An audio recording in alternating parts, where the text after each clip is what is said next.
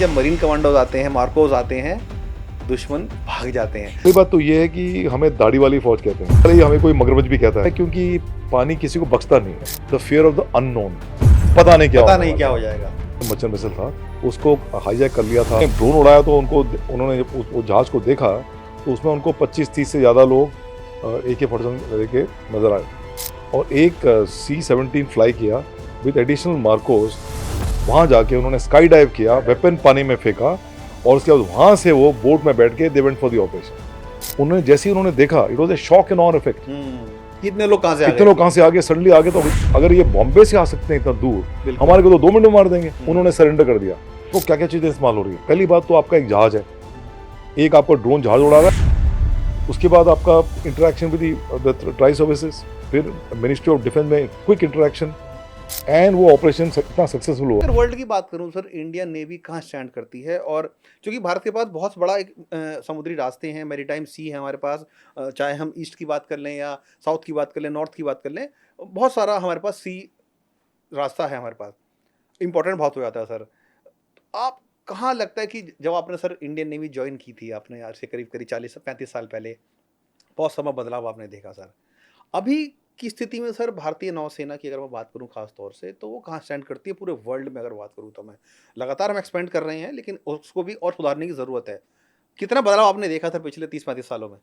तो एक पहली बात तो ये बड़ा सब्जेक्टिव क्वेश्चन है, क्योंकि अगर आपकी हाइट 5 फीट 2 इंच है तो आपके कपड़े का जो आधार होगा वो भी उतना ही होगा, बशर्ते कि अब आप 6 फीट 2 इंच के आदमी से कंपेयर करोगे।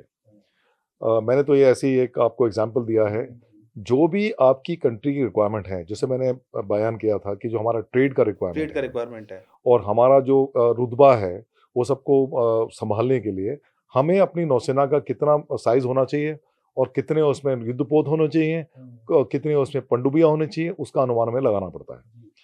अक्सर लोग ये कहते हैं कि जो आपकी थ्रेट परसेप्शन है उसके बेसिस पे आपको एक नौसेना का निर्माण करना पड़ता है। बिल्कुल। लेकिन हमारी गवर्नमेंट ने, हमारी नौसेना ने ये तय किया था कि ये जो on a day to day requirement की बेसिस है वो तो चलती रहेंगी, लेकिन हमको कैपेबिलिटी बढ़ाना है। It should not be only based on your threat perception, but it should be based on capability. क्या होनी चाहिए आपको, उसके अनुसार हम अपने उसमें पथ में चल रहे हैं। एंड अगर आप ये देखें कि जिस तरह से आपने प्रश्न पूछा, 2-4 तरीके हो सकते हैं जिसमें कि आप ये अनुमान लगा सकते हैं कि आपकी नौसेना कहाँ स्टैंड करती है। एक तो आपके पास कितने जहाज हैं, जितने जहाज, दूसरे आपके पास कितने पनडुब्बी हैं, तीसरे आपके पास कितने न्यूक्लियर के जहाज हैं, न्यूक्लियर की पनडुब्बी है, SSBN कितने आपके पास, लॉन्ग रेंज मिसाइल्स कितने आपके पास, एयरक्राफ्ट कितने हैं आपके पास। ये सब चीज़ें, एक तो ये तरीका हो गया। दूसरा तरीका ये हो गया कि आपकी बेसिक रिक्वायरमेंट क्या है। अगर आप एक मालदीव जैसी छोटी कंट्री हैं तो आपका रिक्वायरमेंट उतना नहीं होगा जितना USA का है, जितना इंडिया का है, चाइना का है। तो ये one side doesn't fit all.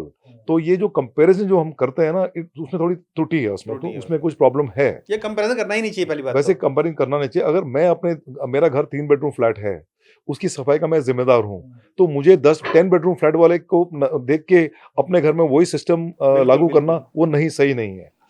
तो मेरा कहने का मतलब ये है कि हमारे पास वो सब कुछ चीज़ हैं, वो सब शक्तियां हैं हमारी नौसेना में, और जैसे कि हमारे एयरफोर्स में, हाँ, जो हमारी सुरक्षा शैली है उसके अनुसार जिससे हमारा निर्माण और डेवलपमेंट हुआ है, तो मैं समझ सकता हूं कि हमारी नौसेना, I can't say the best in the world, but is one of the best in the world.